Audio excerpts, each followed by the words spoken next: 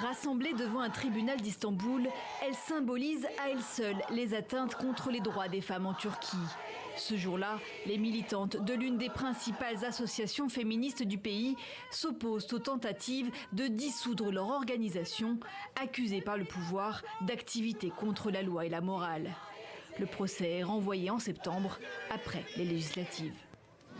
La lutte d'une femme pour la vie, la lutte pour la liberté, la lutte pour l'égalité n'a pas pu être empêchée pendant des années et elle ne peut pas être empêchée.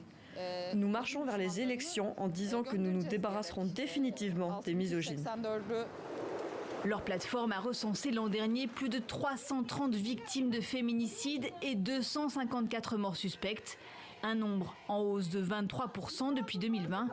Marqueur d'une régression après 10 ans de progrès où la famille avait été redéfinie par le parti au pouvoir sur la base d'égalité entre les époux. Mais en 2013, la vision traditionnaliste reprend le dessus. Pour le président Erdogan, la femme est avant tout une mère, si possible de 3 enfants, qui doit s'occuper de la famille. Les femmes n'ont pas besoin d'égalité. Vous ne pouvez pas déclarer que les hommes et les femmes sont égaux, car leurs natures sont différentes. Attaque aussi contre la contraception ou encore l'avortement, pourtant légal en Turquie depuis 40 ans. Le président le qualifie même de crime contre l'humanité. Je pense que l'avortement est un meurtre. Personne ne devrait avoir le droit de l'autoriser. De fait, beaucoup d'hôpitaux et de médecins refusent de le pratiquer. Autre dossier du moment, le port du voile. Dans ce pays laïque, il a longtemps été prohibé pour certaines fonctions publiques. Depuis 2010, les interdictions ont été levées progressivement, ouvrant davantage d'emplois aux musulmanes voilées.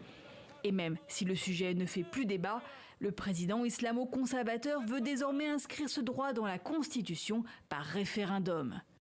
Mais pas suffisant pour compenser son retrait il y a 2 ans de la Convention sur la prévention et la lutte contre la violence à l'égard des femmes, pourtant signée à Istanbul. Motif, elle mettrait en danger la structure de la famille et encouragerait l'homosexualité. Ne reste plus qu'une loi dans le pays qui protège ces femmes.